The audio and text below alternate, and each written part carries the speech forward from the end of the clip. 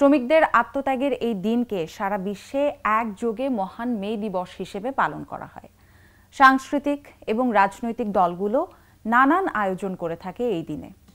মে দিবসের ইতিহাস আসলে কি? কেন যুগের পর যুগে হয়ে আসছে শ্রমিকদের অধিকার আদায়ের আন্দোলন?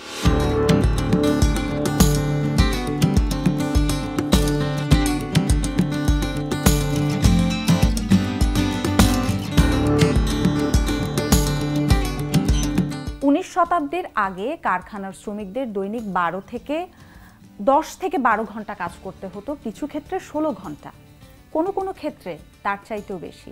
কিন্তু সে অনুযায়ী পারিশ্রমিক ছিল একেবারে স্বল্প।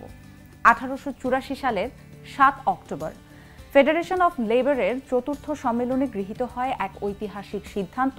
সভার সিদ্ধান্ত অনুযায়ী সর্বাত্মক ধর্মঘটের ডাক দেয়া হয় 1886 সালের 1 মে। এই ধর্মঘট ডাকে কারখানার শ্রমিকেরা দাবি ছিল শিকাগো শহরে দৈনিক 8 ঘন্টা কাজ, 8 ঘন্টা বিশ্রাম আর 8 ঘন্টা বিনোদনের। সেদিন তারা চেয়েছিলেন সরকার সব কারখানায় শ্রমিকদের কাজের সময়সীমা বেঁধে দিক 8 ঘন্টা। এর অতিরিক্ত সময় বা শ্রম দিলে শ্রমিকদের আলাদা পারিশ্রমিক দিতে হবে। জানা যায় ওই দিন ধর্মঘটে প্রায় 5 লাখ শ্রমিক পথে নামেন। ধর্মঘট প্রতিহত করতে নিরস্ত্র শ্রমিকদের উপর গুলি চালায় পুলিশ। পুলিশের গুলিতে শ্রমিকদের কয়েকজন মারা যান, অসংখ্য শ্রমিক হতাহত হন। এই ঘটনার সূত্র ধরে 3 মে ম্যাককর্মিক হারভাস্টার কারখানায় শ্রমিকেরা রাজপথে বিক্ষোভে ফেটে পড়েন।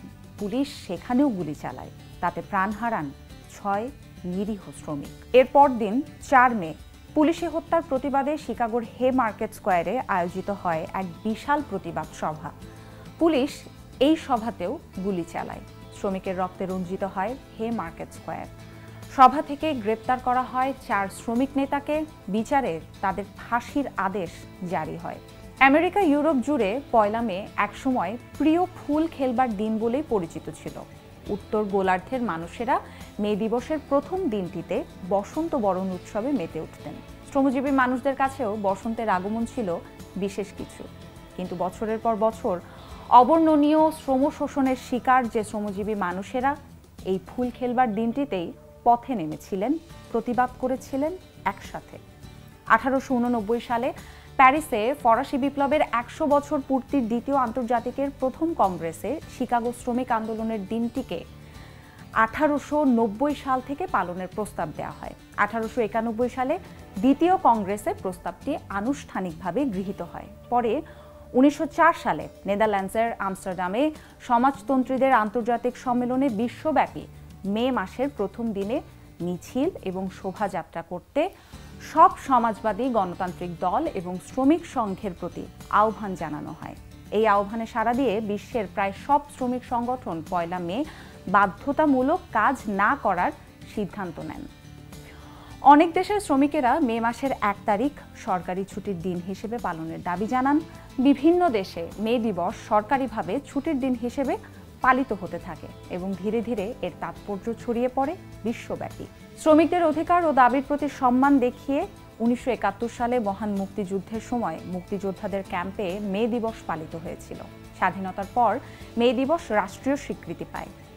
বাংলাদেশ স্বাধীন হওয়ার পর 1972 সালে মহান মে দিবস উপলক্ষে বঙ্গবন্ধু শেখ মুজিবুর রহমান জাতির উদ্দেশ্যে দেয়া ভাষণে মে দিবসকে জাতীয় দিবস হিসেবে ঘোষণা করেন। এরপর থেকে যথাযথ মর্যাদায় পালিত হয় মে দিবস।